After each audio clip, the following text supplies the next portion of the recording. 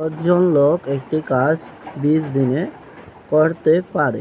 8 জন লোক ওই কাজটি কত দিনে লাগবে? এখন আমরা কয়জন লোক? 10 জন লোকের কথা বলছে না? এখন আমরা করব 10 জন লোক কাজটি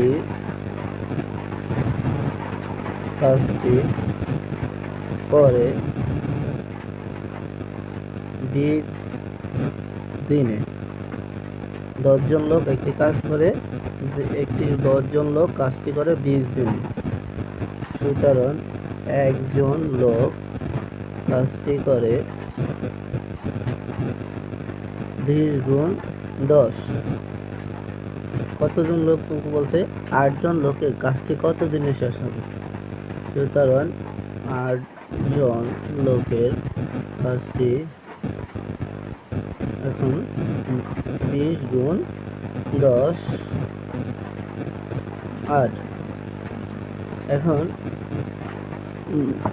20 10 200 8 দিয়ে ভাগ করলাম কত? 25। কতদিন লাগে? 25 দিন। কতজন? 8 জন লোকের কাজটি 25 দিনে শেষ হবে। উত্তর 25 দিন। কতদিন? 25 দিন।